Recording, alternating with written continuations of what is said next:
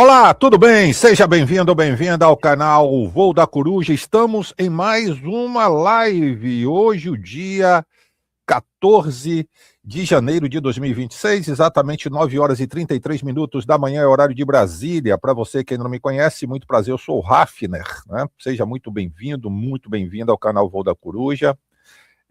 Quero agradecer já a sua inscrição, seu gostinha, joinha, o seu like, o seu comentário e também a sua opinião, né? Vamos falar, conforme a tão anunciada live com o professor mestre Celso Diório, que está aqui conosco, ele que é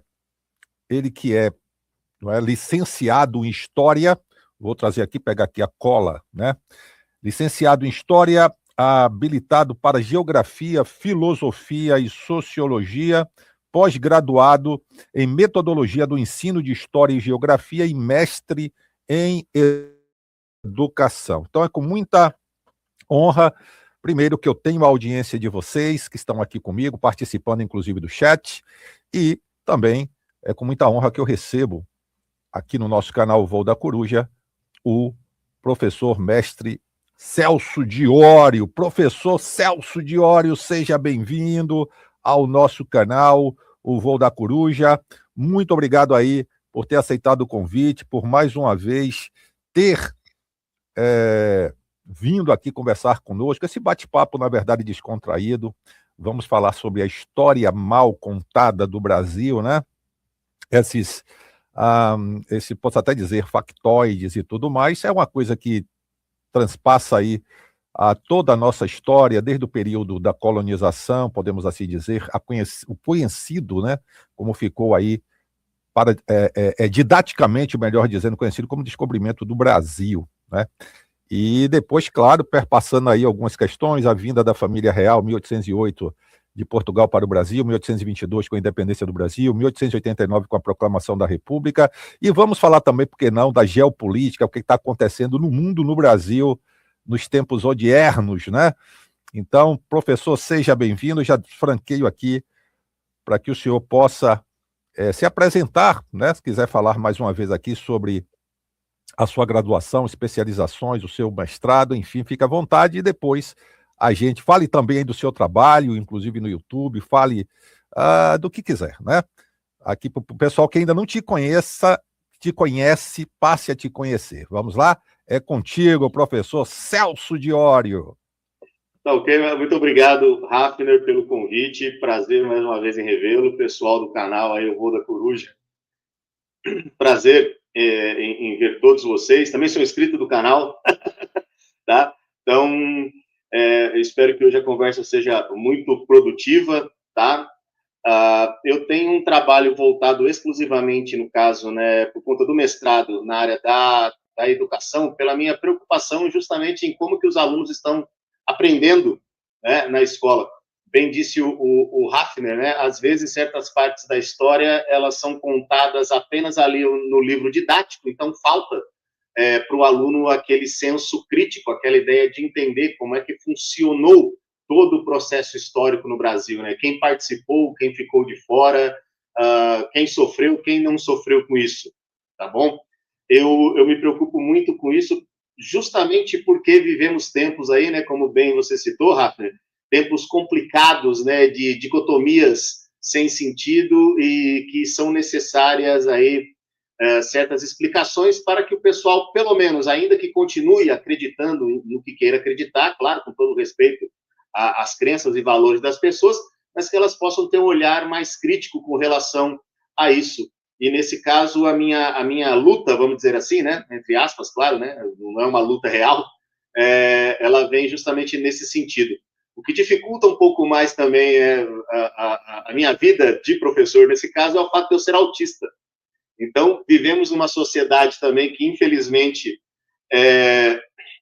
não entende o autismo como uma neurodivergência que, a princípio, faz com que a pessoa veja o mundo de outra forma, tá? Inclusive, eu sou taxado como muito sincerão, né? Mas é uma característica, eu dificilmente consigo, eu não passo maquiagem na mentira, né? Eu simplesmente falo o que tem que ser falado, e na parte da história também. O que me ajudou a entender nessa questão da história também, Hafner, e também no caso da sociologia, é entender que, desde quando as sociedades se formaram, sempre tivemos aquela ideia de quem domina e de quem é dominado. Então, acho que a partir desse entendimento fica mais fácil compreender as ações dos seres humanos com os próprios seres humanos durante o tempo, tá? A título de curiosidade, eu já passei pela vida militar também, né? Eu sou oficial da reserva do Exército faz muito tempo.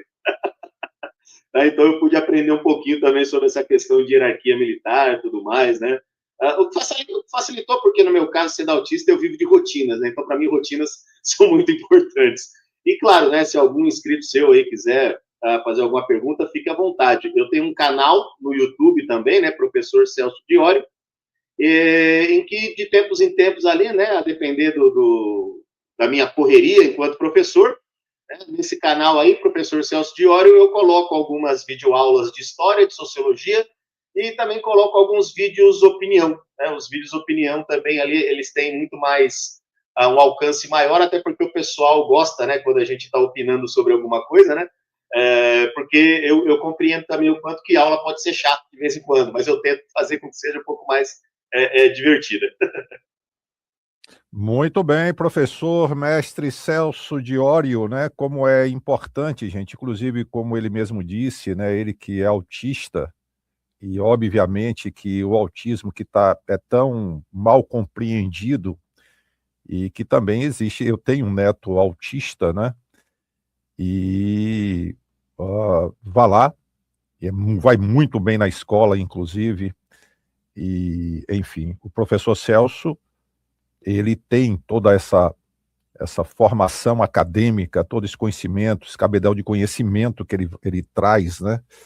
E, então as pessoas, às vezes, vê o autista de uma forma negativa. Ainda tem muito, a sociedade tem muito que aprender ainda sobre os autistas. Inclusive, aquela Letícia Sabatella, né, aquela atriz, ela descobriu aos 50 anos, né, que ela tem o TEA, né, o transtorno do espectro autista. Então, o professor está de parabéns aí, né, pelo seu, por esse, como é que eu posso dizer, gente, essa atitude heróica de ser professor no Brasil. E não ser só professor, é buscar sempre estar se especializando, né? Mestre em educação, tem especializações aí, inclusive a metodologia do ensino de história, que foi uma das disciplinas que eu mais gostei no curso de história, foi justamente a metodologia do estudo da história e metodologia do ensino da história, que é muito importante, porque o que acontece é justamente isso, né? A história como foi ensinada, a geografia como foi ensinada. Para mim, geografia, história, como diz Elisir Reclus, ele disse o seguinte: a história é a geografia no espaço, né? Ou melhor, no tempo. Geografia é a história no espaço. Então, história e geografia estão imbricadas, na verdade, estão ali juntas. Geografia e história fazem parte aí são dois lados de uma mesma moeda. Então, eu fui fazer geografia na faculdade, depois fui fazer história, e você precisa saber como ensinar história. Então, vamos lá, professor, já vamos começar aqui, puxando a história do Brasil, mal contada, né? Vamos assim dizer, o Brasil ele começa justamente com um processo de colonização, lá no início, como nós temos as datas que são nos mostradas, com basicamente a 1500, quando chega a esquadra com aquela dita calmaria, que é muito contestada, inclusive em livros paradidáticos, de que eles chegaram aqui acidentalmente, inclusive próximo a mim aqui, né, em Porto Seguro, chegaram aqui, viram, obviamente, eles desconheciam a magnitude, a dimensão do nosso território, hoje o território brasileiro, com cerca de 8.511.965 quilômetros quadrados, eles não tinham noção, não tinham ideia, tanto que Dom Manuel, até 1534, né, estava ali, o Brasil aqui, tido como uma terra, além de insignificante, onde só tinha um povo chucro, né, um povo bugre, um povo com baixo intelecto e papagaios e macacos. Era a informação que Dom Manuel tinha na época. Ali de 1500 até 1534 é quando começa aí, então, o Jorge, né? Ele vai chegar para o Dom Manuel e vai dizer, olha, os franceses, os holandeses, né, estão chegando lá nessa terra, vamos assim dizer, né? Que não tem significância nenhuma, mas deve ter alguma coisa para estar despertando o interesse de holandeses e franceses. É aí que vem a questão das capitanias hereditárias, em que é praticamente aí uma utilização do sistema feudal, o professor aí sabe muito bem, e vai trazer para a gente, e aí começa ali as capitanias, e vem os donatários, enfim, e o Brasil começa aí, vamos dizer que no seu processo, enfim, de colonização. E aí, eu vou fazer um resumão aqui, professor, e aí pode entrar, tá? E eu já vou deixar à vontade, tá certo? Para que você fale. E aí, outro ponto da história, né, 1808, quando a família real portuguesa, Dom João VI, vem para o Brasil, na verdade, fugindo de Napoleão Bonaparte, né? Existia ali uma determinação do Napoleão Bonaparte para a questão do bloqueio continental, em que a Inglaterra deveria ser isolada, e Portugal foi intimada, também como outras nações, Portugal foi intimada, e o Portugal tinha uma dívida muito grande com a Inglaterra. Inclusive a Inglaterra, a marinha inglesa, estamos falando aqui da maior potência naval do planeta na época, era quem dava segurança para Portugal, né? É quem escoltava navios e tudo mais. Tanto que foi a marinha inglesa, digamos assim, que escoltou a esquadra de Dom João VI quando vieram para o Brasil, fugindo de Napoleão. E aí vem, inclusive, o Dom Pedro I, que viria a ser, né, aqui, o imperador do Brasil, primeiro, que ele chegou com 9 anos aqui no Brasil. Então, gente, quem está chegando agora para a live, eu estou fazendo um resumão e vou deixar o professor aqui discorrer apenas para nortear, tá? Nortear aqui como é que vai ser a nossa conversa. Então, em 1808, eles vêm para o Brasil, chegam aqui no Brasil e as coisas vão acontecendo. Dom João VI é pressionado, depois de uma certa época, período aqui, a voltar para Portugal. E, estando em Portugal, ele envia uma carta ao filho, Dom Pedro I, para que ele proclamasse ali a independência, né? Decretasse a independência do Brasil. Aquele quadro bastante, né, que pintaram, que ele montado num cavalo bonito, aquela coisa toda, que na verdade era uma mula, né? Era um animal que era adequado, inclusive, para o tipo de terreno. Então não foi nada daquela cena que nós aprendemos na escola, mas ele declara a independência do Brasil em 7 de setembro de 1822, a independência da Bahia ocorre em 2 de julho de 1823. Esse é um processo dentro da história do Brasil. Depois nós temos também um fato interessante que ocorre em 1864, que é a Guerra do Paraguai, que vai de 1864 a 1870. Foi uma guerra longa e dolorosa, principalmente para o Paraguai, embora no Paraguai tivesse ali o Francisco Solano Lopes, que era um ditador, mas o Paraguai estava despertando, digamos assim, aquela que era, digamos, a maior potência mundial, que era a Inglaterra, e a Inglaterra não estava feliz com o desenvolvimento do Paraguai, né? O Paraguai estava economicamente, estava com uma... E o Solano Lopes, o ditador paraguaio, estava, obviamente, com ideias, inclusive acesso ao Atlântico, aquela coisa toda, estava incomodando a Inglaterra. Acontece que o Brasil estava também entrando, avançando sobre o Uruguai, e isso incomodou o Solano Lopes, tá bom? E Solano Lopes acabou apreendendo um navio brasileiro e acabou também, obviamente, reagindo a essa, digamos, a essa participação inadequada aos olhos do Solano Lopes no Uruguai. E o Uruguai, que também já tinha questões, Argentina e Uruguai já tinham questões com o Paraguai. O Brasil, diante dessa situação, aproveitando, se você vê ali, estoura a Guerra do Paraguai, que acaba se criando ali a chamada Tríplice Aliança Brasil-Paraguai, ou Brasil-Uruguai e Argentina contra o Paraguai, com um financiamento, um incentivo, patrocínio da Inglaterra, que queria ver a economia paraguaia destruída, tá? Então, um pequeno resumo aqui da Guerra do Paraguai, de 1864 a 1870, onde muitos paraguaios perderam a vida, brasileiros também, mas muito mais paraguaios, causou uma dívida, como o Brasil também gastou muito dinheiro com essa guerra, uma guerra longa que teve a participação, inclusive, do Marechal Deodoro da Fonseca, do Duque de Caxias, o que veio a ser conhecido a posteriori como Duque de Caxias, tá? Aí, quando chegamos em 15 de novembro de 1889, tem a chamada Proclamação da República, entre aspas também, que é outra história mal contada, né? Proclamação da República, claro que antes, em 1888, 13 de maio de 1888, tivemos aí a libertação, digamos assim, a assinatura da Lei Áurea com a libertação dos escravos, enfim, e aí o Brasil vai nessa, gente. Então eu vou passar para o professor Celso.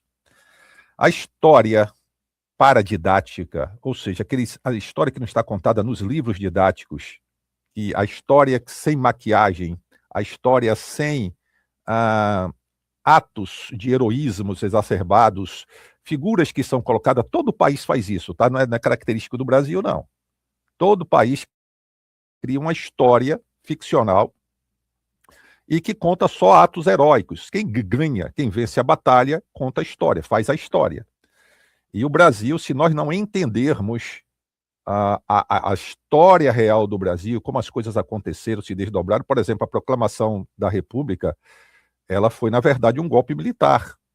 Militares que estavam insatisfeitos com Dom Pedro II, o Brasil teve aí 67 anos de império, monarquia, 67 anos, Dom Pedro II ficou quase 50 anos aí como rei, né, como monarca no Brasil, Dom Pedro II, e alguns militares estavam insatisfeitos com a ação, alguns inclusive monarquistas também, dentre eles Rui Barbosa, o baiano Rui Barbosa, né, que estavam ali insatisfeitos com algumas ações do Dom Pedro II. E não era o Dom Pedro II que era um intelectual, eram ministros ligados a Dom Pedro II. Então, eles praticamente ali foi um golpe militar, enfim. Mas depois a gente vai desdobrando isso aí e vamos chegando até os tempos odiernos depois, com a atual conjuntura mundial, envolvendo Estados Unidos, Venezuela, Groenlândia, China, Rússia, Ucrânia, Taiwan, Irã, antiga Pérsia, também o que está acontecendo no Irã é algo assim absurdo, a manifestação popular contra a ditadura que a gente sabe que existe no Irã, e muita gente está perdendo suas vidas, inclusive o próprio Donald Trump já disse que vai intervir, que vai entrar no Irã para poder, segundo ele, libertar o povo iraniano das garras do ditador iraniano, né? Professor, agora sim, eu fiz esse resumão da ópera, vou deixar aí que o mestre, né, Celso Diório também, dentro daquilo que eu falei, e também acrescentando, tá? A palavra agora é toda sua, professor. Tá ok. Vamos pegar aquela parte, então, né, aquela que não está no livro. Quais eram os interesses, né, de todo mundo nessa brincadeira? Bom, quando o Brasil ele é invadido por Portugal, né, o território aqui que depois se chama Brasil, ele é invadido por Portugal. Portugal invade por um motivo simples, né? Ele precisava mostrar para a coroa espanhola, né, com quem tinha um acordo por conta ali do Tratado de Tordesilhas de 1494, que tinha direito a essa terra, né? E havia também, né, como você bem citou, o medo das invasões de outros países que, descontentes, né, com isso, com a divisão do mundo somente entre Portugal e Espanha, também queria um pedacinho de terra para ele. Tanto é que o rei Francisco I da França, ele vai fazer um questionamento muito interessante, né, após o Tratado de Tordesilhas. Ele vai perguntar, né, quem foi que leu o Testamento de Adão para saber que o mundo pertencia a Portugal e Espanha? Porque isso realmente foi uma crítica que aconteceu. Então, a Espanha dá uma sorte danada, porque quando Cristóvão Colombo, né, que não era português, espanhol, perdão, ele era genovês, mas ele é contratado pela coroa espanhola para descobrir essas novas terras, descobrir um novo caminho às Índias, descobre essa nova terra e encontra ouro, né? Por grata sorte, encontra os nativos portando objetos feitos de ouro, que era algo que eles queriam muito ali na Europa. Então, quando a notícia chega, rapidamente a Igreja Católica, já detentora de um poder estatal também, né? Haja vista, sempre houve, pelo menos até 1808, sempre houve uma aliança entre a Igreja e os reinos europeus. Então, como Portugal e Espanha eram países, assim, 120% católicos, né? Fazer uma brincadeira aí para exagerar, a igreja se aproveita disso também, porque para a igreja seria muito bom que tivesse mais seguidores da igreja, né? Mais fiéis para a igreja católica, porque nesse mesmo período está proibido a passagem de europeus pela Ásia. E esse impedimento foi feito pelos muçulmanos. Em 1453, a cidade de Constantinopla, né, capital do Império Romano do Oriente, vai cair, acabando com o próprio Império, né? O Império Romano do Oriente vai acabar, e aquele local vai ser dominado pelos árabes muçulmanos. Então, os europeus ficam proibidos de trafegar por lá, com exceção do pessoal de Gênova e Veneza, né, cidades ali litorâneas da Itália, eram repúblicas na época. Então, o restante dos europeus vão ficar proibidos de realizar transações comerciais com a Ásia, como já faziam de longo tempo. Então, eles vão tentar encontrar o caminho pelo mar. Né? Então, 1498, Vasco da Gama consegue ali, né, fazer o périplo africano, como falam, né? Dão aquela cruzada ali no Cabo das Tormentas, depois vai ser o Cabo da Boa Esperança, e ele chega até as Índias. Então, começa a realizar comércio ali. Né? 6 anos antes, como eu falei, Cristóvão Colombo, querendo encontrar um outro caminho para as Índias que não fosse ali pelo leste, né? Ele falou, eu vou para o oeste para chegar no leste, porque ele chegou a desafiar muitas pessoas da época com relação à ideia de uma terra plana, que se acreditava que a terra era plana. Então, ele tenta provar o contrário, né? Ele chega a essas terras acreditando que ele vai chegar nas Índias. Para Portugal também necessitava isso, né? A descoberta de ouro. Então, quando eles chegam aqui em 1500, a primeira coisa que eles vão procurar são metais preciosos. Não encontram esses metais, vê que os indígenas aqui no Brasil eles não precisavam disso, mas encontram, né? Tanto é que Pero Vaz Caminha vai escrever uma carta, né? Tem muita água, né? Água boa, como ele citava, né? Capaz ali de suprir as necessidades das pessoas, uma terra muito viável para a plantação e gente para ser convertida ao catolicismo. Então, foi isso que ele encontrou. Então, ele emite essa carta. Quando o rei Dom Manuel, né, recebe a carta, fala, bom, não tem muito o que fazer, mas aí descobriu-se que tinha pau-brasil, né? O tecido valia muita grana, então o tecido era algo assim que custava muito caro, nem todo mundo tinha tecidos bons, e tecido tingido, então, mais caro ainda. Então, o pau-brasil servia para isso. Para quem não sabe, existe um parente do pau-brasil na Indonésia, tá? Uma árvore da mesma espécie lá na Indonésia, só que nesse caso do Brasil, né, o rei Dom Manuel tendo ali todo o acesso ao pau-brasil que havia aqui, começa aquilo que a gente vai chamar de colonização de exploração. Então, nesse primeiro momento, aliás, não é a colonização ainda, né? A pré-colonização, que vai ser o quê? A extração do pau-brasil, tá? E a levada, e o carregamento dessas árvores, né, dessas toras de pau-brasil, até Portugal, onde então seria transformado a seiva em tinta para pintar os tecidos. Não havia nenhum interesse português em investir nada no Brasil, tá? O rei Dom Manuel ele vai ter um monopólio sobre a exploração desse pau-brasil, mas ele vai permitir que cristãos novos, né, ou seja, judeus convertidos ao cristianismo, gente com grana, pudesse, de certa forma, investir nesse processo para lucrar com isso, pagando ao rei Dom Manuel, obviamente, os impostos relativos a essa exploração, tá? Por que não interessava o território brasileiro para Portugal? Porque Portugal estava ganhando muita grana com as especiarias das Índias. Quando, finalmente, consegue-se cruzar ali o continente africano para chegar até as Índias, são criadas feitorias no território indiano, são feitos acordos com os líderes locais, tá? E, a partir daí, começa, então, a compra direto ali, digamos assim, direto da fonte, os temperos que vão ajudar a tirar o gosto ruim da carne que não era conservada lá na Europa, né? Talvez o pessoal ache interessante isso, porque, olha só, né? Não tinha geladeira naquela época, galera. Então, e detalhe, eles não conheciam a técnica de salgar a carne, tá? Porque o sal também era uma coisa muito complicada de se obter naquela época. Então, a única coisa que sobrava para eles, o que era? Comer a carne até onde desse para comer. Então, para enganar o paladar com o gosto ruim da carne prestes a estragar, enchia-se de tempero. Então, temperava-se muito a carne e, por conta disso, fez um sucesso danado. Porém, qual que foi o maior problema nesse caso, né? Perdão.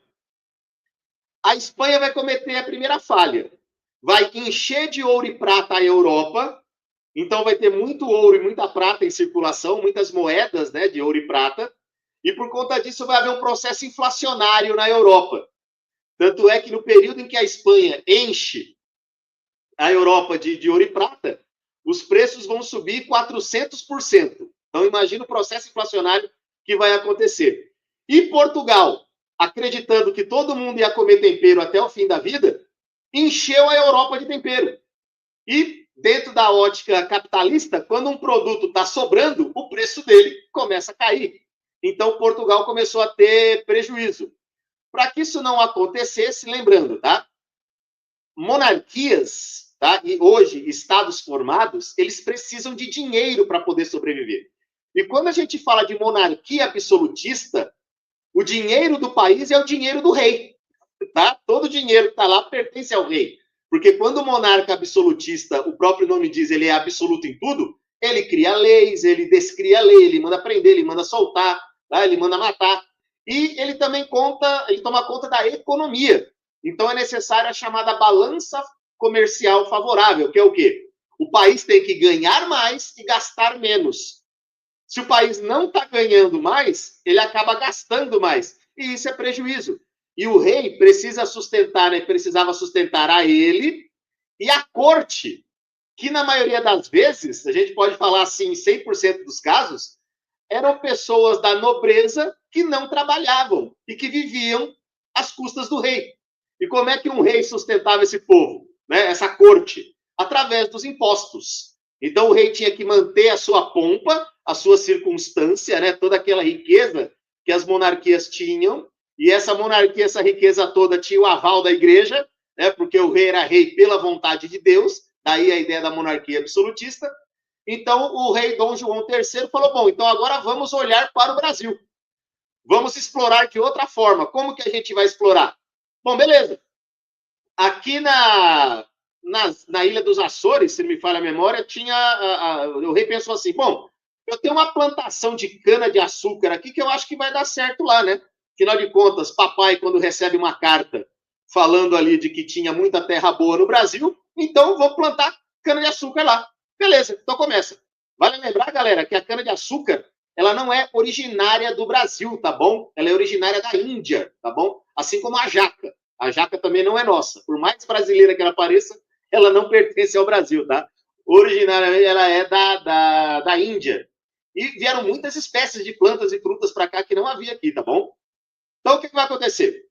Dom João, também alegando não ter grana, porque o cara rico sempre vai falar que não tem dinheiro, ele vai fazer o seguinte, ele vai juntar pessoas e vai falar, ó, vocês vão investir no Brasil, vão ganhar dinheiro lá, vão poder explorar o que quiser lá, vão explorar o povo que está lá, e eu só quero receber os impostos. Daí criaram-se as capitanias hereditárias. Tem que pensar sempre no seguinte, Hafner e demais colegas, quando a gente fala na colonização que teve no Brasil, ela foi uma colonização de exploração. Quais eram as características? Grande propriedade, uma larga extensão de terra pertencente a uma pessoa só, tá? Monocultura, uma coisa só era plantada, nesse primeiro momento era cana-de-açúcar, voltado somente para a exportação. Então, aquela cana ela era transformada em açúcar, e esse açúcar todo era vendido para Portugal. E trabalho escravizado. O português não ia trabalhar. O português falou, eu não vou trabalhar, eu sou o patrão, então eu preciso de alguém que trabalhe. No primeiro momento, tentaram colocar o indígena para trabalhar. E o indígena tem uma característica da cultura dele. Ele não trabalha.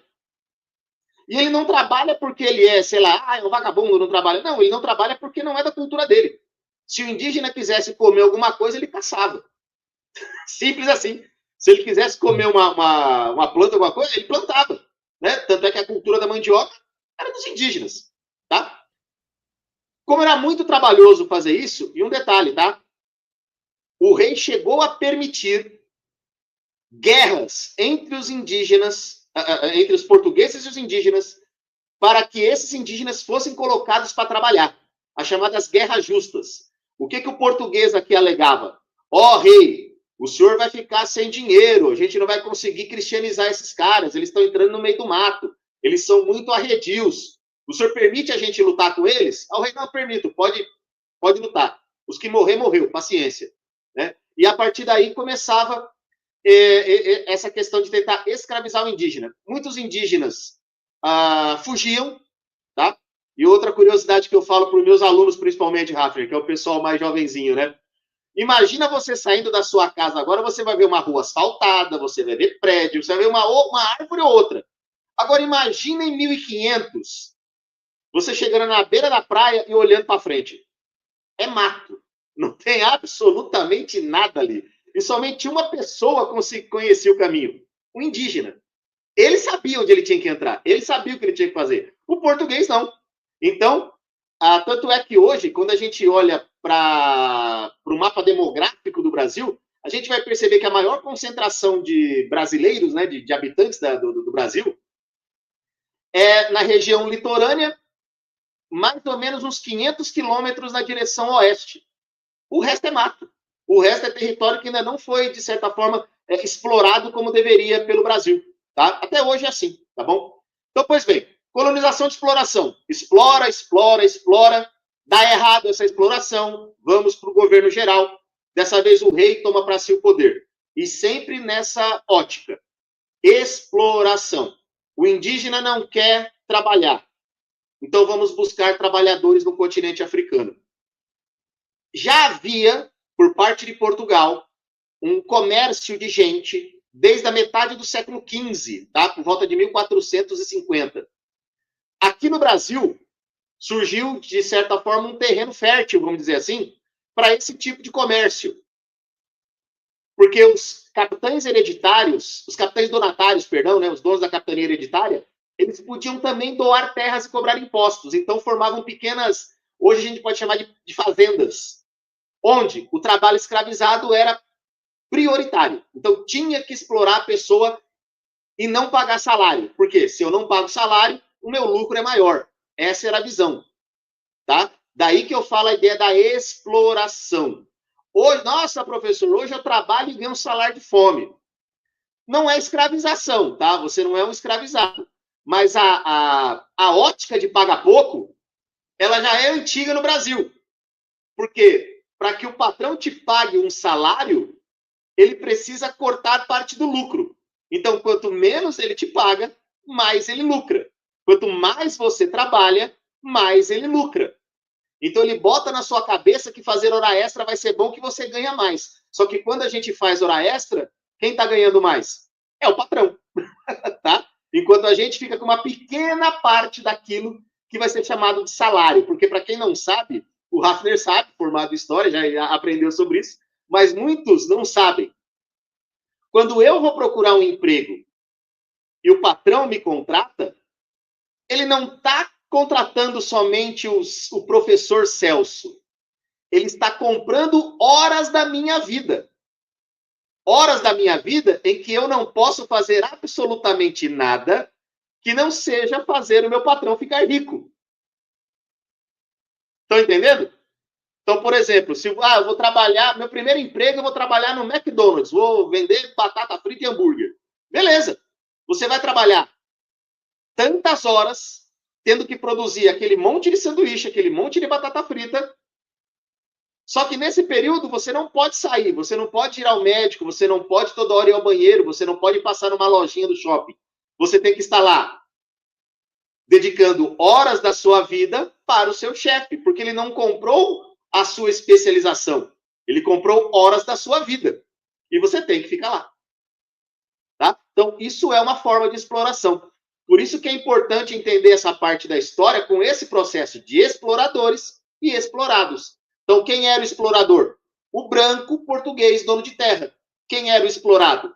Além do escravizado, o indígena, o mestiço e o branco pobre. Então, esses caras eram os explorados. Havia brancos pobres que recebiam salários muito baixos. E havia uma maçaroca de gente que era principalmente o pessoal africano, né, de origem africana, que não recebiam salário. Então, eles dependiam exclusivamente da boa vontade do dono deles. Olha o nome que eu dei, hein? O termo, dono. Porque quando aquele preto ele era comprado no leilão, automaticamente, naquele momento, ele perdia o direito de ser gente.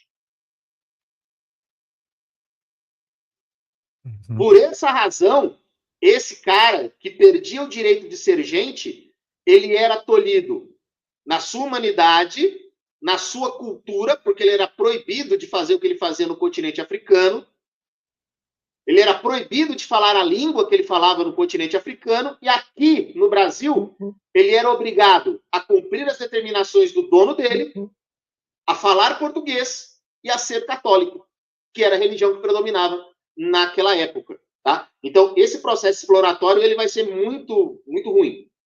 Quando a gente chega, né, como o Hafner citou, na chegada da família real portuguesa aqui, também tem a ver com questões de exploração. Napoleão Bonaparte, a partir de 1799, né, quando começa a era napoleônica, ele começa com o processo de invasão de territórios para fazer a vontade da burguesia. E quem é essa burguesia? Pessoas que ganhavam dinheiro explorando outras pessoas. Então, para Napoleão Bonaparte, manter esse processo era a garantia do quê? Da riqueza da França e, consequentemente, da manutenção dele no poder. Então, ele invade a Espanha, prende o rei espanhol, bota o próprio irmão como rei da Espanha, né? O José Bonaparte. Quando a notícia chega em Portugal, né, Napoleão falou assim, ó, tá todo mundo proibido de fazer comércio com a Inglaterra. Agora, por que ele fez isso? Obviamente, por quê? Napoleão sabia, por conta de uma batalha que teve contra a Inglaterra, que se ele guerreasse contra a marinha inglesa, ele ia perder, porque a marinha inglesa, graças à rainha Elizabeth I, era a maior potência naval do planeta, como citou o Hafner. Ele falou, então eu vou pegar a Inglaterra onde mais dói, no bolso. Então eu vou proibir a Inglaterra de fazer negócio. Portugal não aceita, porque, como bem citou o Hafner, havia acordos comerciais muito favoráveis, principalmente à Inglaterra. E isso, se não me falha a memória, Hafner, é desde o século XIV, tá? Se não me engano, foi com o rei Dom Dinis, que a Inglaterra simplesmente ganha dinheiro e dinheiro e dinheiro em cima de Portugal, e, obviamente, Portugal, né, os reis portugueses mantêm a sua fama. Vem para cá, para o Brasil, não se sabe ao certo, tá? Não se sabe ao certo. Aproximadamente entre 5 mil e 30 mil pessoas da corte portuguesa. Só da corte, Hafner. Cerca de 30 mil pessoas que, sendo da corte portuguesa, elas não trabalhavam.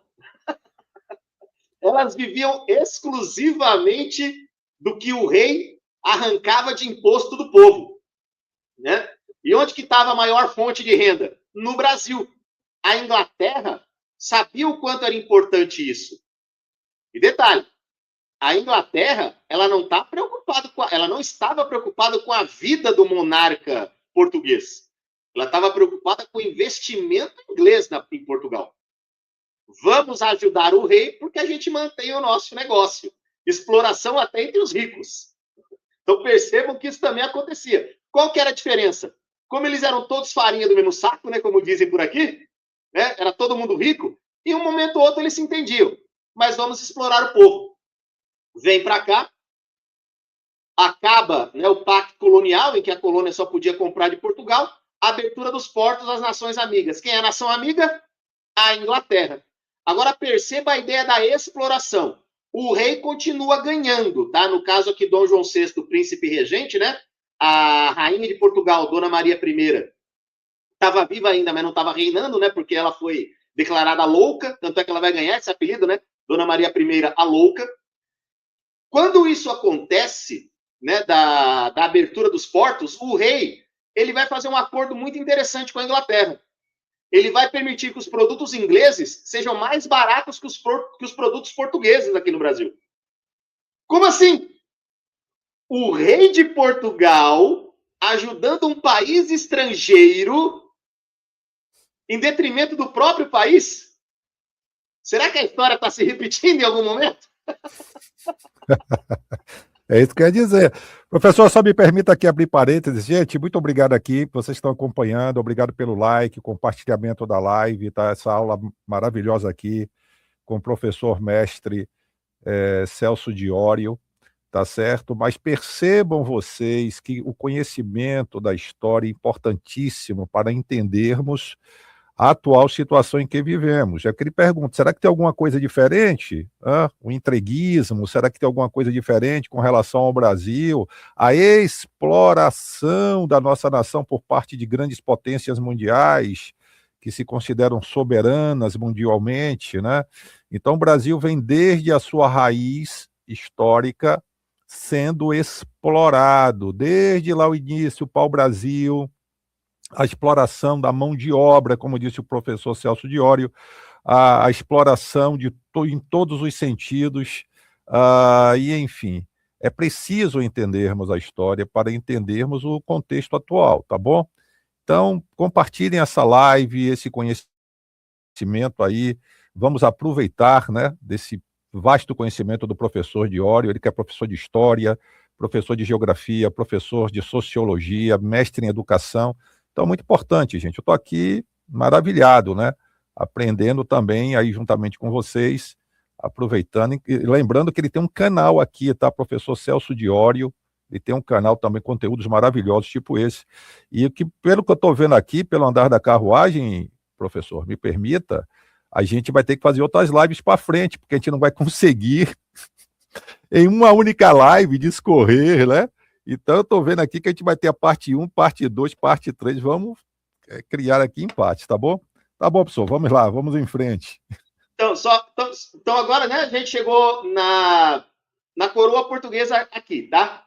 O comércio de escravizados continua, haja vista era isso que dava dinheiro, tá? Tem que entender o seguinte também, tá bom?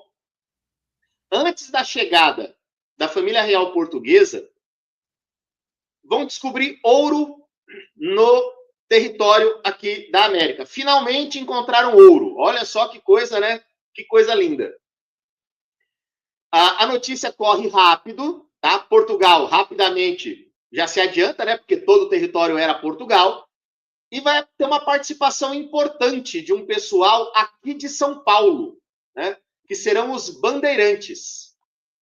Bandeirantes esses que aqui no estado de São Paulo são ovacionados como heróis, né? Porque o Brasil tem o tamanho que tem por causa desses caras, tá?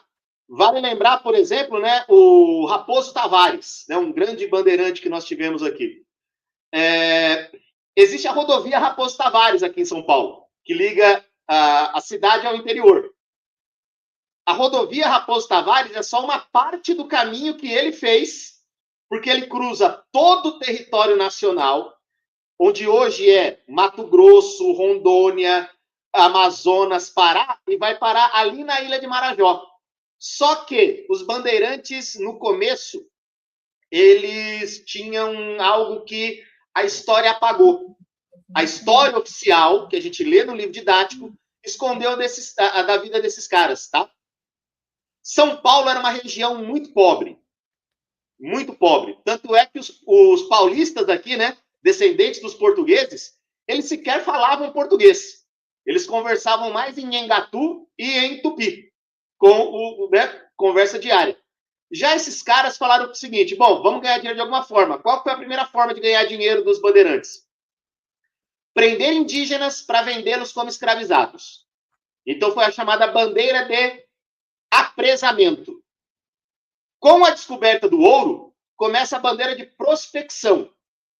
Eu invado o território que era da Espanha, né, porque ainda havia, até 1757, o Tratado de Tordesilhas. Eu invado aquele território e tento encontrar todo o ouro e pedra preciosa que for necessário para mim. Tá? Então, quando falam que os... Aqui em São Paulo, a gente tem que explicar isso para o pessoal aqui, que é uma história muito mais paulista do que nacional. O hino do estado de São Paulo vangloria os bandeirantes. Nós temos rodovias em homenagem a eles. Anhanguera, Raposo Tavares, Fernão Dias, tá? Mas, o que eles de fato eram?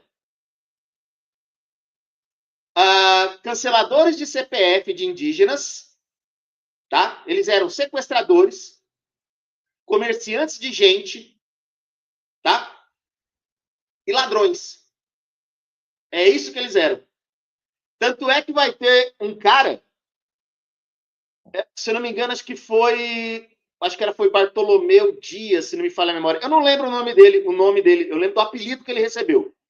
Em que ele ameaçou um aldeamento indígena de secar o rio que eles usavam se esses indígenas não levassem esse bandeirante até o local onde estava o ouro e a pedra preciosa. O que ele vai fazer? Ele vai pegar uma bacia, vai encher de cachaça, que é transparente, igual a água, e vai atear fogo na cachaça.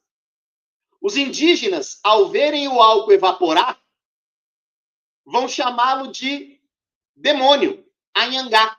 Só que ele era um cara velho, Anhangauerá. Anhangauerá, Anhanguera. Daí vem esse apelido que ele recebe. E nós temos a rodovia Anhanguera. Então percebam, né? O Brasil tem esse defeito também, viu, Hafner? Nós temos poucos heróis. E aqueles que são transformados em heróis, ou a história desse cara foi inventada, ou a história foi apagada. Nós temos, infelizmente, isso aqui no Brasil. O Brasil não tem heróis. Tá? E aí a gente vai perceber a ausência de heróis na proclamação da República. Tá? Então, voltando lá à parte do Dom João. Legal. Voltando à parte do Dom João.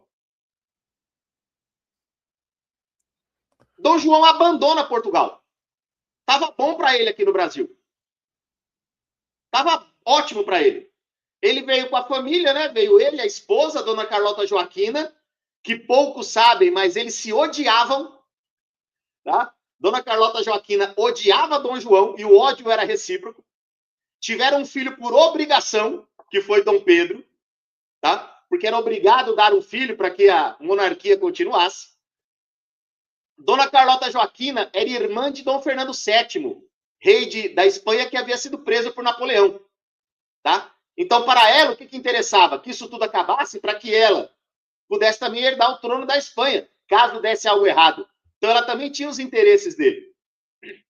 Vieram para cá, começa a vida deles, e aí tem que contar um detalhe interessante, viu, Hafner e demais colegas?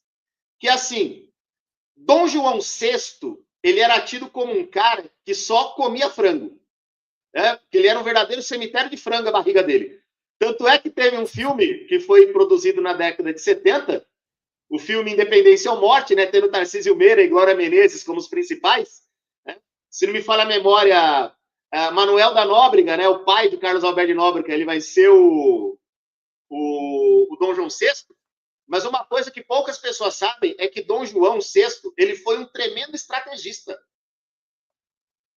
Porque pensa bem, com a situação do jeito que estava, com Napoleão tomando conta da Europa, ele ainda conseguiu organizar um território que era 40 vezes maior que Portugal, não era para qualquer um.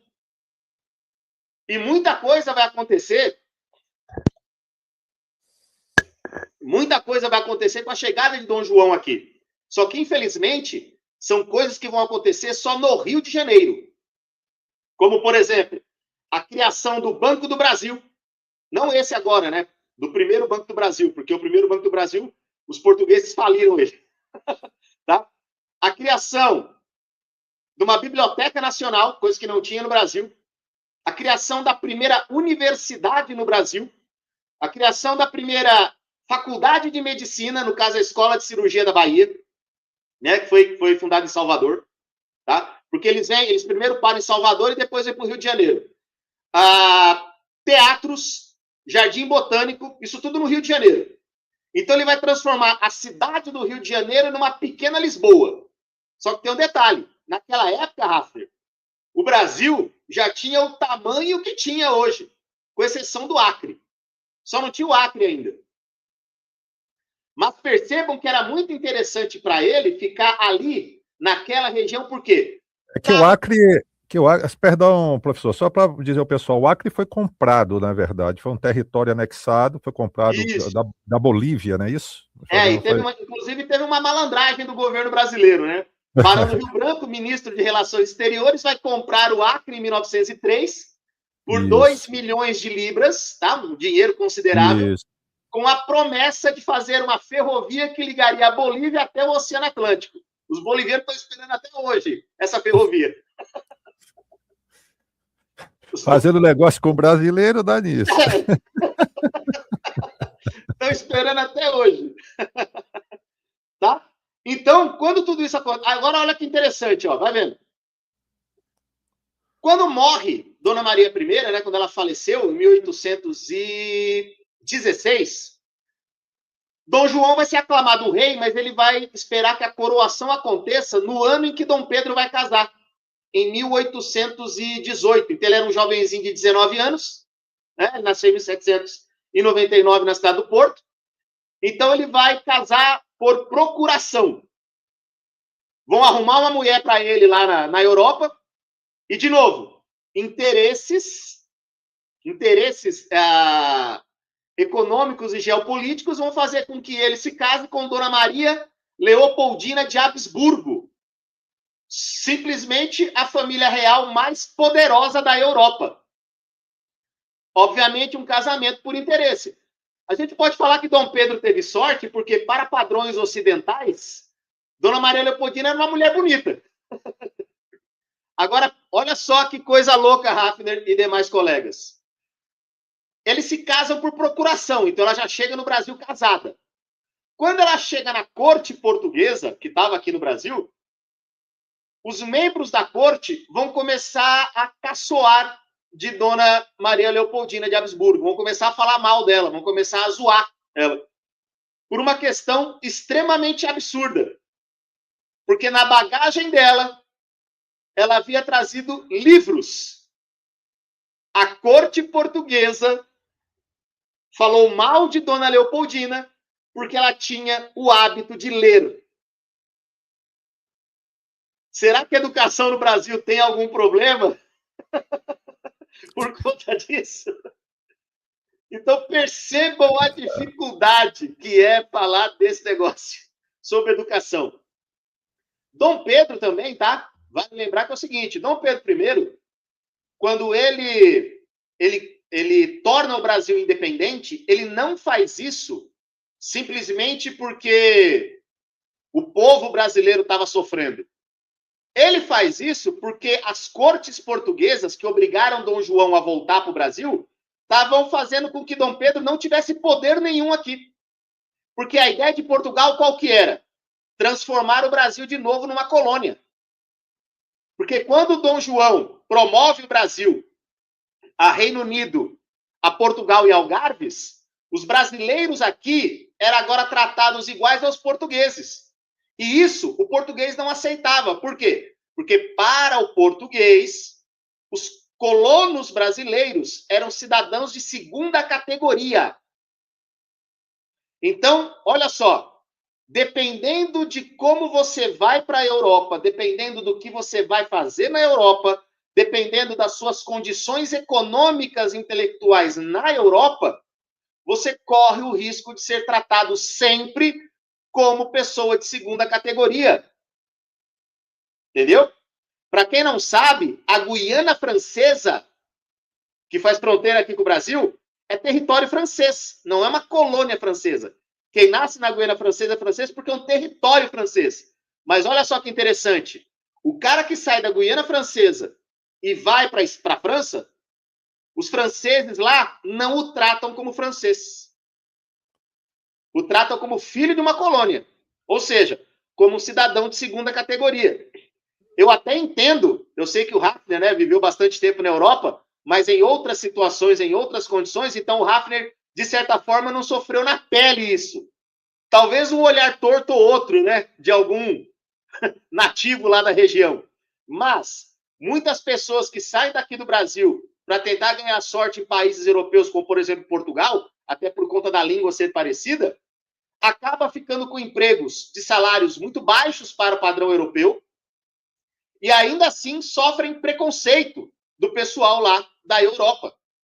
Tá? Esse pensamento, professor Celso, ele é inclusive nacional. Nós temos regiões do Brasil que discriminam outras regiões, considerando que seres de outras regiões são seres, ou seja, é um tipo de pensamento, como é que eu posso dizer aqui, que foi adotado e que se expandiu e ainda persiste aqui, né?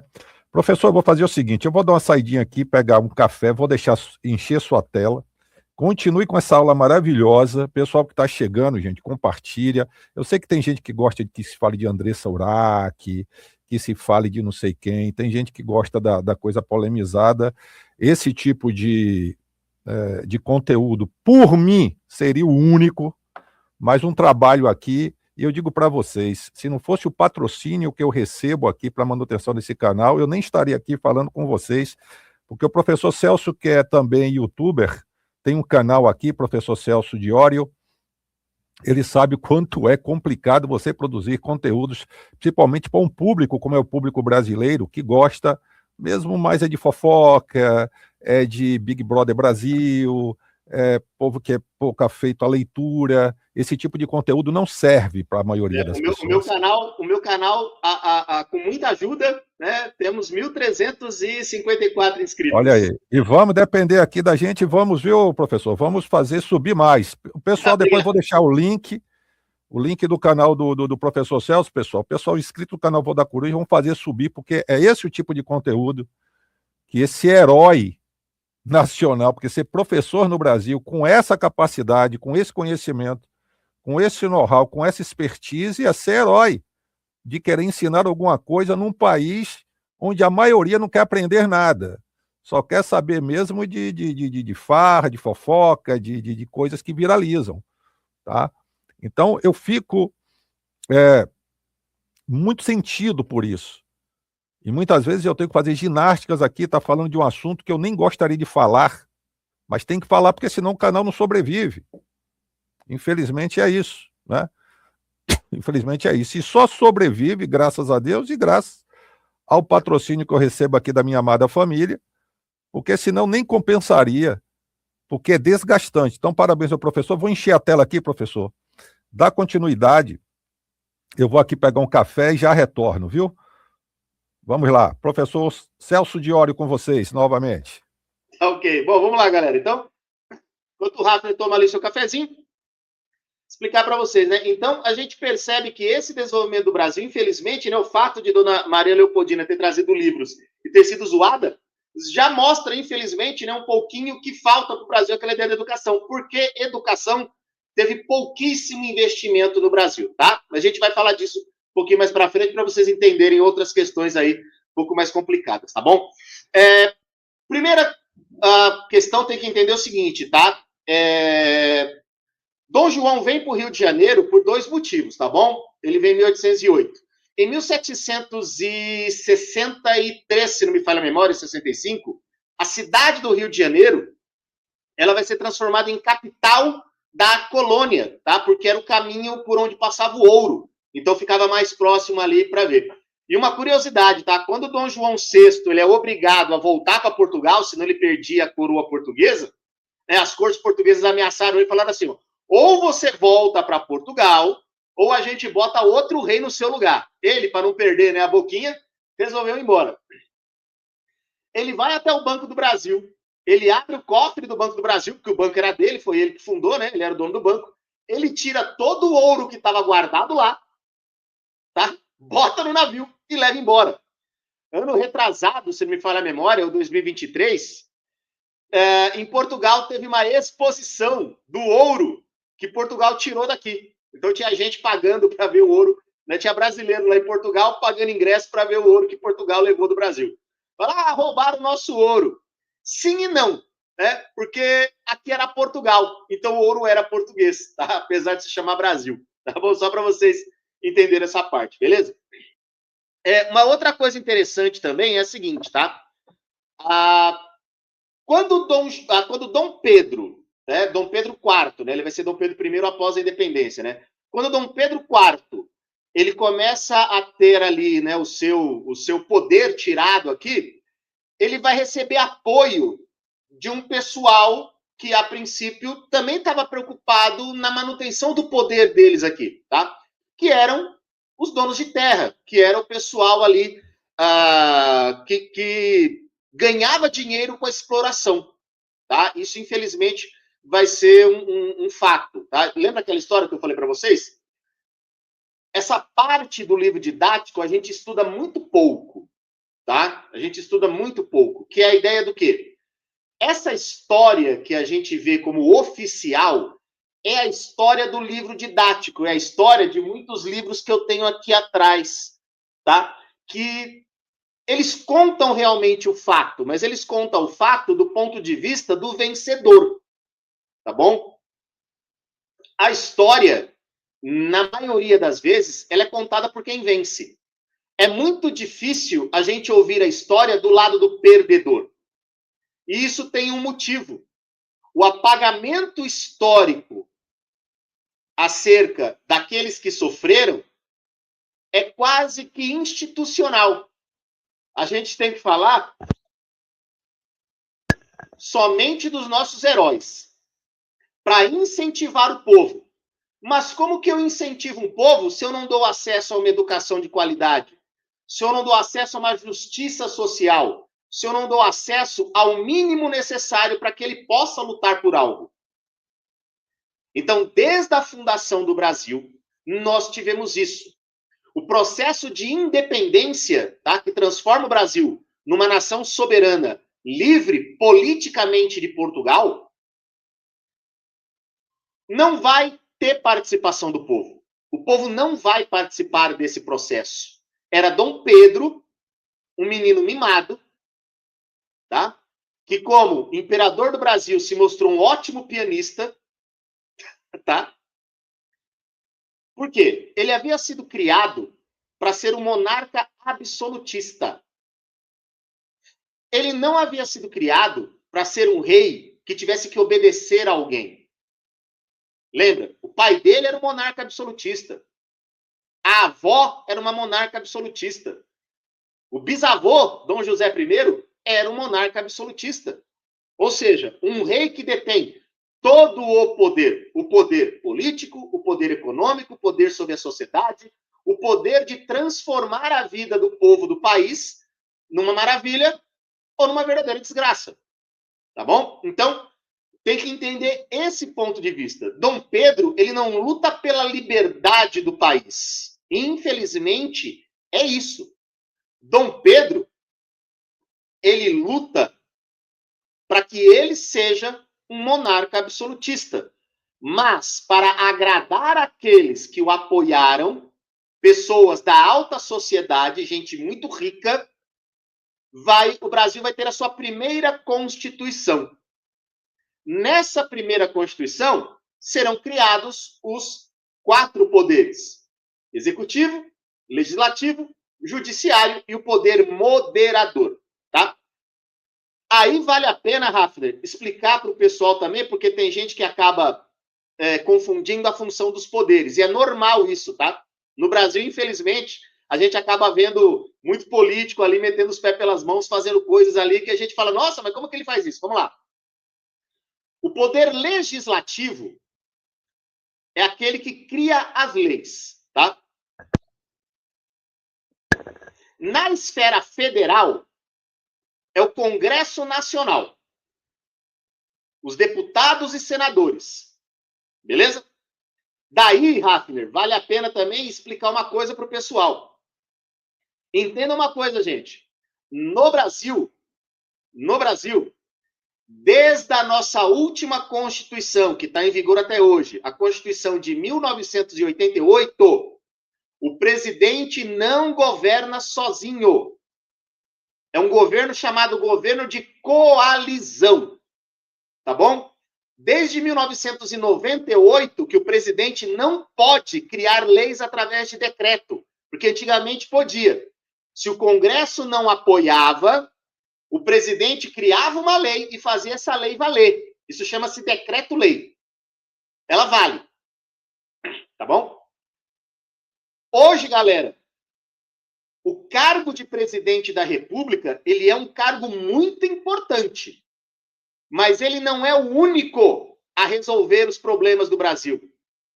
Nós temos que escolher deputados e senadores que estejam interessados em fazer um Brasil melhor, com igualdade, justiça social, melhorias em todas as áreas pelas quais eles foram eleitos. A função de um deputado é criar leis, e essas leis precisam beneficiar a todo o povo brasileiro, não apenas uma pequena parcela. Tá bom? O Brasil... Pois não. Me permita uma parte aqui. A questão é o seguinte, é importantíssimo fazer uma análise do candidato, porque no Brasil a pessoa só em entrar na política já é suspeito, né? Só em entrar. Porque é o seguinte, aquilo que foi dito, né? Uma filósofa, ela disse assim, uma professora, inclusive professora de filosofia, que é o governo dos homens virtuosos, o que sugeriu, inclusive, o Platão, no seu livro A República, o professor também é professor de filosofia, em que você tem homens de grande saber, de grande conhecimento. O Platão defendia que fossem filósofos, não quem é formado em filosofia, que fossem filósofos mesmo, né? Na época lá, né? Aqueles na época. Então, são homens virtuosos, são homens que são altruístas, homens que não estão preocupados com dinheiro, com fama, com mordomia, tá? Então, o que é que acontece? O homem hoje que é virtuoso, a mulher virtuosa, a pessoa que é altruísta, ela não quer se meter com política, e aqui eu não estou generalizando, por quê? Porque você tem que mentir. E a pessoa que é virtuosa, ela não mente. Ela não sabe nem sequer mentir. Ela fala a verdade. É como diz o professor Celso é sincerão, né? Você fala mesmo que pensa, não tem esse negócio de ficar inventando. Ó, eu não posso fazer isso. Se você me eleger prefeito, infelizmente eu não vou poder atender à sua solicitação, porque eu não tenho capacidade para isso, e a cidade não tem verba para isso. A pessoa vai e não vota em mim. Porque eu estou sendo sincero. Aí vai votar em quem? No que vai mentir. Não, eu vou fazer a sua rua, eu vou consertar tudo, vou mudar toda a iluminação da cidade, vou fazer. Aí mente. Leva o povo para uma utopia. E é isso que o povo vota, nos que mentem. E se o sujeito mentiu em suas promessas, o que é que ele não vai fazer quando estiver no poder? Então, o que é que falta para o brasileiro? Não é só eleger pessoas que são menos suspeitas. É fiscalizar, principalmente o legislativo. Tá bom? É acompanhar para e passo, de perto, e com cobranças, numa manifestação ordeira, democrática, popular, cobrar resultados. É isso que tem que ser feito. Agora, como o professor falou, o professor Celso, é muito complexo fazer isso no povo que a maioria não gosta de ler. A maioria desconhece a história da própria cidade onde nasceu, ela desconhece. É o caso do professor Celso, quando ele fala de São Paulo, ele é de São Paulo, o porquê dos nomes das ruas, como a cidade foi fundada, quem fundou, com qual objetivo, quais objetivos. É isso que importa, e que interessa. É conhecer a história, entender o contexto e cobrar de forma ordeira, porque o político teme a não reeleição, principalmente. E quando eles percebem que um grande número de cidadãos, e não estou falando aqui de movimento político partidário, eu estou falando de cidadania, de amor ao país, amor à cidade, ao Estado, enfim. Então, quando as pessoas dizem, olha, a partir de hoje você não tem mais um voto aqui, acabou, eles vão ter que fazer alguma coisa. Então, além de eleger, é preciso a fiscalização contínua e ininterrupta. Sabermos o que é que quando eu falo uma besteira, o que é que essas pessoas estão fazendo lá com o nosso voto, que estão fazendo com o poder que lhes foi conferido. Tá? Pois bem, professor, desculpa, foi só para fazer esse Não, imagina, está corretíssimo, porque olha só, né, veja, se não me falha a memória, acho que é Aristóteles que vai falar sobre isso também, né? O político é aquele que cuida da polis, né? Que cuida da cidade. E, para ele, aquele que não gostava de política, que não queria cuidar da polis, recebia um nome. Era chamado de idiota. Né? O id, o seu eu interior, né? Significa que você só olhava para si. Então, se você não gostasse de política, não se envolvesse naquilo que fizesse a cidade funcionar, você era automaticamente chamado de idiota, tá? Mas, Hafner, esse negócio da gente não se interessar por política vai ser ruim por quê? Vamos lá. Quando Dom Pedro se torna imperador, vai ter eleição. Então serão eleitos deputados e senadores. Para o pessoal que não sabe dessa história, a eleição no Brasil, ela era por meio do voto censitário, ou seja, somente pessoas que atendessem certos critérios poderiam participar da eleição. Para resumir, para que alguém fosse eleito deputado, ou para poder votar para deputado, esse cara tinha que ter uma renda anual de 400 mil réis, tá? A moeda naquela época chamava real também, tá? 400 mil réis. Hoje seria o nosso cara milionário. Para que fosse eleito senador ou recebesse votos para senador, esse cara tinha que ter uma renda de 800 mil réis, que seria o nosso bilionário. O restante da população não votava. Você só votava se você ganhasse 400 mil réis por ano, se você fosse milionário. Por que isso é feito? Para que a população não participasse do processo, para que a população não exigisse nada e que o poder ficasse somente entre eles. Somente entre os caras. Tá? Quando Dom Pedro vai embora, né, Dom Pedro I, ele abandona o Brasil, porque lembra, eu falei que ele, como imperador, ele era um ótimo pianista. Tá? Primeiro, ele não era brasileiro, então ele não estava preocupado com o Brasil. Esse negócio de que, o amor à pátria, nada, a pátria dele era Portugal. Simples assim, tá? Ele abandona o filho dele aqui, inclusive. Tá? Ele abandona o filho dele. Porque a mãe já tinha falecido. Ele abandona o filho. A mãe do menino tinha morrido já, dona Maria Leopoldina. Ele deixa o menino aos cuidados da corte ali, do tutor, do José Bonifácio, que vai praticamente criar o Dom Pedro II. Tá? Hafner e demais colegas, vão surgir 2 partidos políticos no Brasil. O Partido Liberal e o Partido Conservador.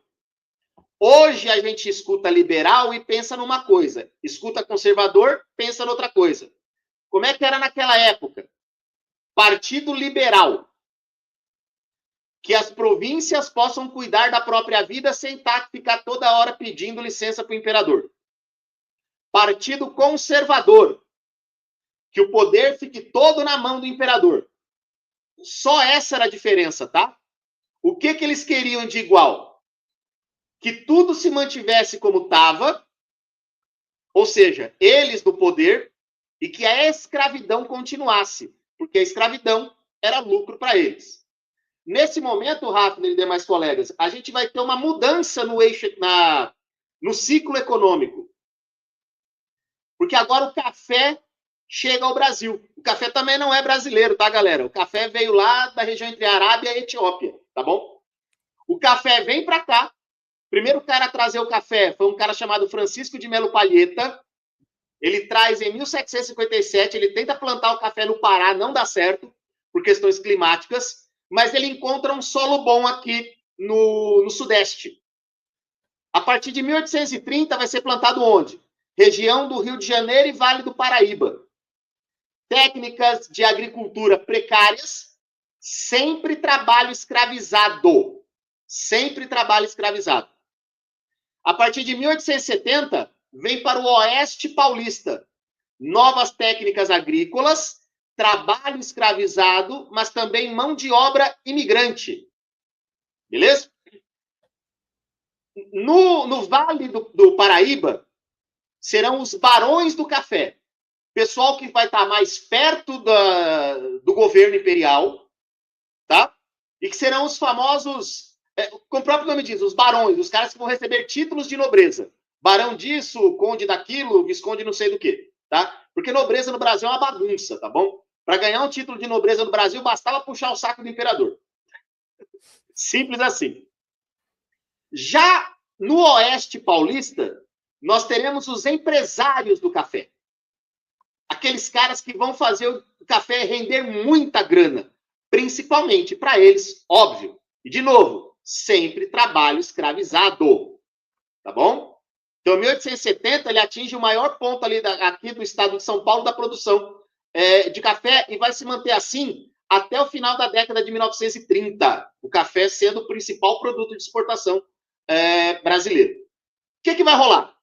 Esses dois partidos, o liberal e o conservador, eles vão ficar se alternando nos ministérios e no Congresso.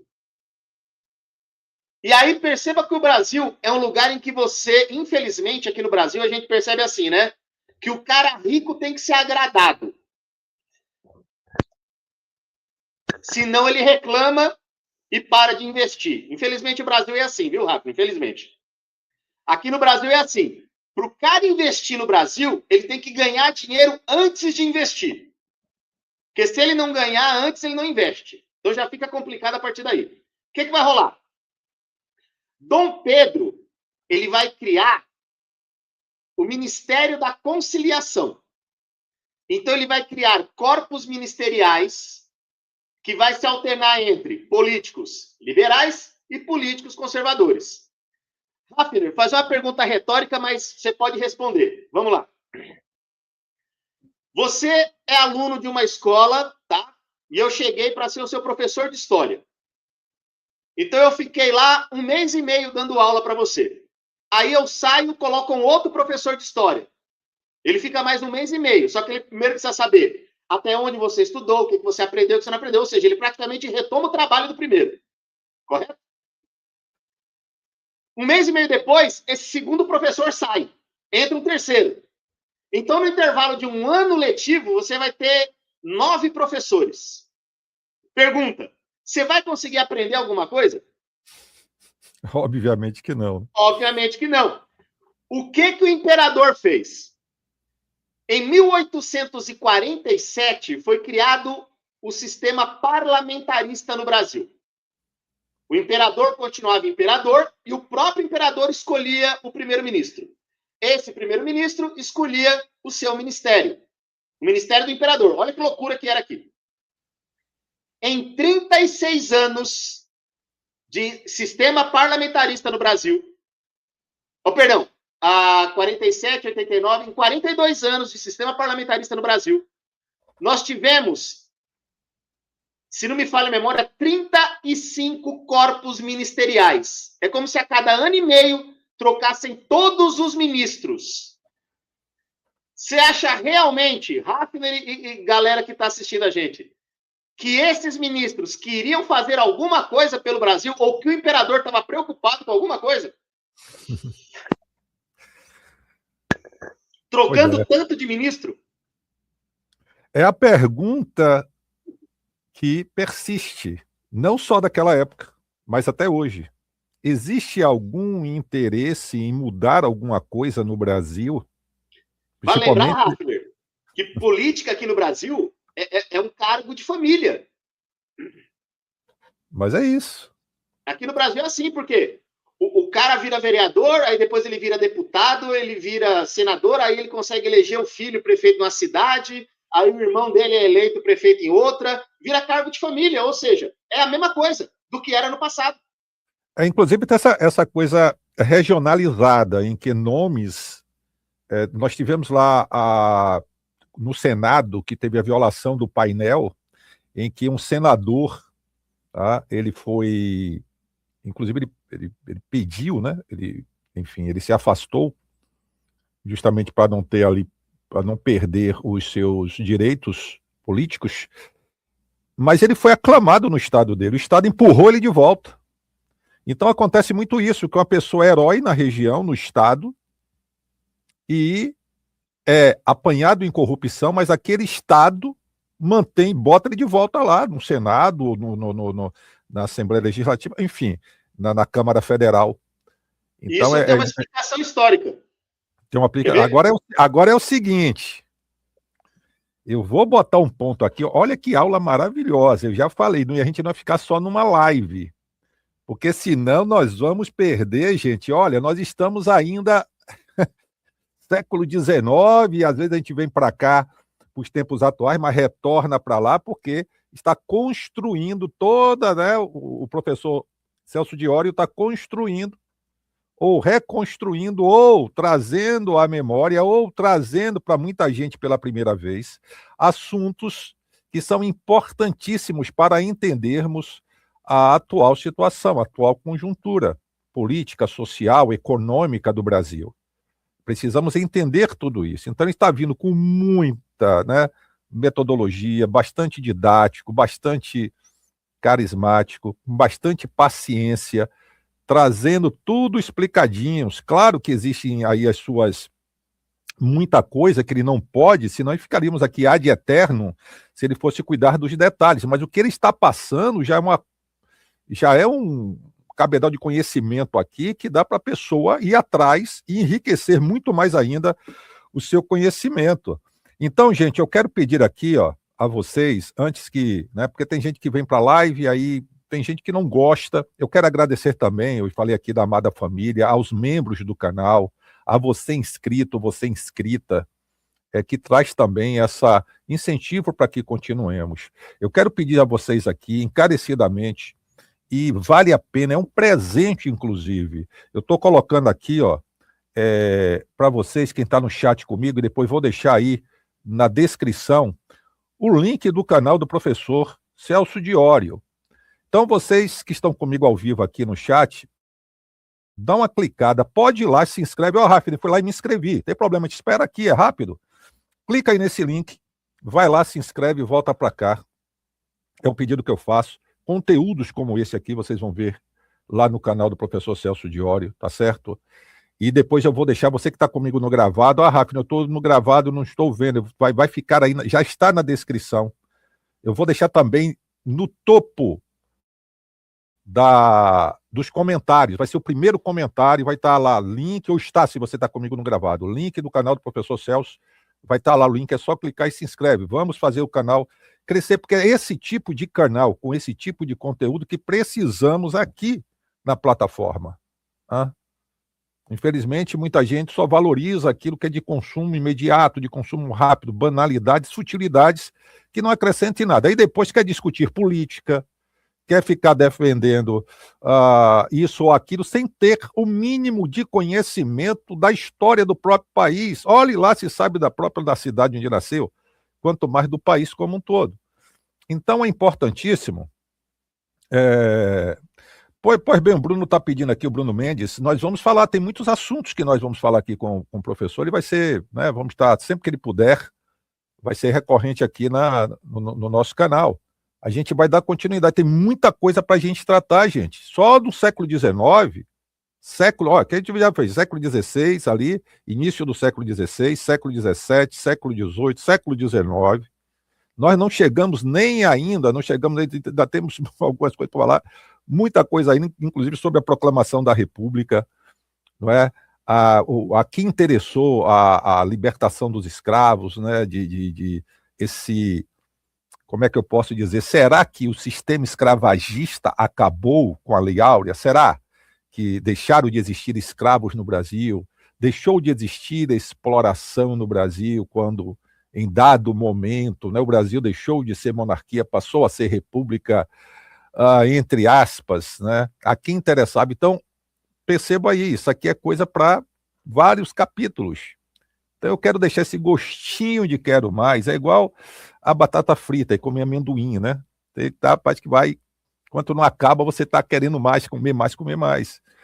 Então, gente, valorizem o trabalho do professor, que além de professor, né, que eu já digo professor mesmo, tá? Como o professor Celso Diório no Brasil é coisa rara e é o pessoal herói, né? É herói. No Brasil, herói.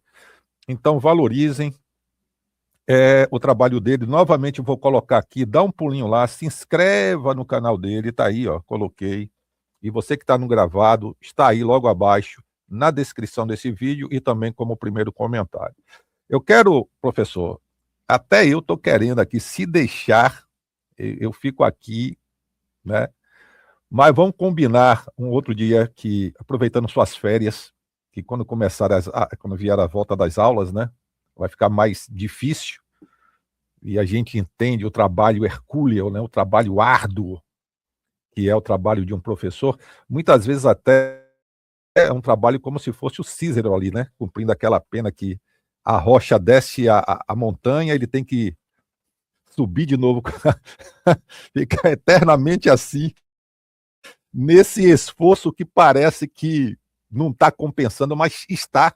Compensa, professor, viu? Ainda que eu sei, o senhor sabe disso, o senhor que é mestre em educação, às vezes um único aluno ou 2 alunos se sobressaem, daqui a pouco vai fazer até um doutorado, pós-doutorado, e começou ali inspirado. Eu tenho um amigo que é mestre em biologia, vou até fazer uma live com ele, é mestre em biologia, e eu conheço uma pessoa que é amiga também, que é professor de biologia, que esse professor inspirou. Foi ele, os dois conversando comigo, foi ele que me inspirou a fazer biologia. Olha que coisa maravilhosa. Então vale a pena, né? Essa coisa de compensar e ver o resultado. Então vou deixar aqui com o professor Celso. Faça as considerações finais, as considerações finais nesta live. Vamos fazer outras dando continuidade. Continuidade, tá? De onde paramos. O professor Celso também vai pegar essa live na íntegra, vai colocar também lá no canal dele, viu, professor? Pode baixar aqui e coloque lá também. Faça cortes, como quiser. Bote na íntegra, depois faça cortes. Pode utilizar. E faça agora as considerações finais. Fale o que quiser, o tempo que quiser, tá? Fale do seu trabalho, enfim. E já deixando esse gostinho de quero mais para a próxima live. Vou marcar para logo com ele, né? Fica à vontade, professor. Tá ok. Bom, antes de mais nada, agradecer, Hafner, aí pelo convite, tá? Prazer em revê-lo mais uma vez, tá? Fica aqui registrado. Agradeço muito aí a oportunidade de poder estar trazendo um pouquinho de conhecimento aí para o pessoal. Infelizmente, né, os nossos livros didáticos, eles não conseguem escrever tudo aquilo que a gente precisa saber sobre história, então é necessário que a gente encontre em outras pessoas que façam aí algumas pesquisas para poder buscar esse tipo de informação. Eu mesmo fui um desses, né, também, como todo aluno, sempre ficava interessado na consequência daquele ato, né, daquele fato, de tudo aquilo que aconteceu. E aí, daí veio a minha curiosidade em poder fazer isso. Eu moro em bairro de periferia, tem gente vendendo gás, tá? Então, desculpa o barulho. Tá bom? Quando o Hafner aí chamar, né, a gente parou aqui nos ministérios, né? Então, depois a gente vai para a proclamação da República, e aí vocês vão entender, né, o que é esse negócio da política, né? Vale lembrar também o seguinte, né, só para encerrar, eu tinha falado, né, você havia falado das elites locais que mandam, né? Tudo isso começou em 1834. 1834 vai ser criada a Guarda Nacional. O exército brasileiro não tinha gente para poder combater as revoltas locais, porque o Brasil estava no período regencial, né, não tinha imperador no Brasil, então as elites locais começaram alguns grupos, né, de outras elites locais começaram a questionar a falta de um imperador. Então, Duque de Caxias, né, ele vai ajudar na criação da Guarda Nacional, e ele vai fazer o seguinte, né, o exército brasileiro vai até uma fazenda, chega nesse dono de fazenda, que já tinha o poder político e o poder econômico do lugar, e fala para ele assim, dono de fazenda, agora você é coronel da Guarda Nacional. Pega aí os seus funcionários, distribui as patentes aí, chame seu capitão, seu sargento aí, e você vai combater esse pessoal que estiver enchendo o saco da regência. Fechou. Então agora nós temos o quê? O dono de terra, que tinha o poder político, o poder econômico, e agora ele tem o poder das armas. Então, quando esse cara, ele não era o próprio político que mandava no lugar, quem ele indicasse para mandar no lugar era aquele que ia mandar. Então, daí nós temos essas elites locais que querem também chegar ao poder. Por isso que nós temos hoje, né, nas histórias, né, nós temos os Sarneys, os Magalhães, né, os Neves. Então, são várias famílias que conseguiram chegar ao poder. Ou família Caiado, inclusive... né? Ou por meio de um coronel, ou a própria família do coronel. E detalhe, muitos desses viram nome de rua também, muitos desses viram nome de praça. Ou seja, o Brasil não tem heróis, né? O Brasil falta esse heroísmo. Mas mais uma vez, obrigado, Hafner, te agradeço aí. Quando você me chamar, então, a gente continua a partir da proclamação da República. É aí que o povo vai falar, melhorou? É aí que o pessoal vai perceber que a gente está cada vez mais na água da salsicha, como diriam por aí, né? Imagina, professor, eu que agradeço aqui a sua participação, essa aula maravilhosa. Pessoal, vai continuar, tá? Nós temos muita coisa para tratar. O mundo está em efervescência, geopoliticamente falando, inclusive. Lembrando que o professor é mestre em educação, tem licenciatura em história, especializações, inclusive, é licenciado para dar aula de geografia, história, filosofia, não é? Ele tem especialização na metodologia do ensino da história e da geografia, enfim. É uma pessoa que é apaixonada pelo que faz, professor Celso Diório, que tem conhecimento aí, vocês estão percebendo o grau de conhecimento, uma verdadeira aula, né? Imperdível. Então, compartilhe com os seus familiares. Repito, não esqueçam de se inscrever lá no canal do professor. Vou novamente colocar aqui e vou deixar na descrição e também fixado no topo aí dos comentários. Primeiro comentário vai ser o link do canal do professor e nós vamos fazer aí com que o canal dele, porque na verdade é a sociedade que ganha, né? As pessoas que ganham com esse tipo de conteúdo. Eu ganho, você ganha, nós ganhamos quando nos deparamos com esse tipo de conteúdo, com pessoas que realmente têm conhecimento, que pensa Brasil como um todo, sem qualquer tipo de apaixonite aguda por esse ou aquele político, por essa ou aquela ideologia, mas que tem uma interpretação consciente de todo o contexto histórico do nosso Brasil, que é tão carente, não de heróis. Eu digo que um povo que precisa de herói está com problema. Nós precisamos de cidadãos conscientes, de pessoas que verdadeiramente conheçam a nação, conheçam o Brasil, entendam os verdadeiros problemas, o que causa esse abismo social, essa sociedade distópica, toda essa situação. Precisamos entender isso. É esse aqui o nosso objetivo, meu, do professor Celso, professor mestre Celso Diório. Muito obrigado, professor. A gente conversa um pouquinho em off. Gente, muito obrigado mesmo. Obrigado pela a inscrição. O professor Bruno Mendes está dizendo, os barbalhos, né? Se formos colocar aqui, gente, nomes de famílias, né, que se acham proprietárias aqui na minha terra, gente. Isso aqui, tem gente que acha até hoje que é dona disso aqui. A terra dos coronéis do cacau. Por falar nisso, professor, rapidinho aqui para vocês. Gente, é muito interessante que vocês leiam livros como, por exemplo, de Machado de Assis, José Lins do Rego, que eles escreveram muito sobre regiões, principalmente específicas, e até romantizando em forma de romance. Na questão do José Lins do Rego, não, que ele é um memorialista, né? Ele traz, embora parecendo romance, mas fatos reais. Você pega lá Menino de Engenho, Fogo Morto, de José Lins do Rego, e você pode pegar o próprio Grandes Sertões, né? Euclides da Cunha, você pode pegar livros, aí, ó, Os Sertões, né? Os Sertões, de Euclides da Cunha, são coisas que vão trazendo conhecimento para a gente também acerca, inclusive, da história, como é que funcionava, qual era o pensamento da época, né? Como é que se pensava naquela época, né? Ali estou falando século, principalmente século XIX, estou falando Machado de Assis, José Lins do Rego, apesar de que José Lins do Rego já é aqui início, ele nasceu em 1901, já é início do século XX, mas ele escreve sobre também ali acontecimentos que vieram com o avô dele, os pais, enfim, né? E outros autores. Então é isso aí, gente, tá? Muito obrigado mesmo, professor, mais uma vez. Vamos continuar, sim, vamos em frente com essa aula maravilhosa até chegarmos nos tempos odiernos, nos acontecimentos recentes, tá bom? Gente, muito obrigado, um forte abraço, obrigado também por sua inscrição aqui no nosso canal Voo da Coruja, obrigado pelo seu like, seu gostinho, compartilhamento. Como eu estava dizendo, compartilhem esse conteúdo e depois assistam lá também e até compartilhem, porque o professor Celso vai colocar essa live, né? Vai ficar, obviamente, em forma de vídeo lá no canal dele, e compartilha pedindo ao pessoal que se inscreva, os seus familiares e amigos no canal do professor Celso Diori. Professor, segura um pouquinho aí que eu não converso contigo.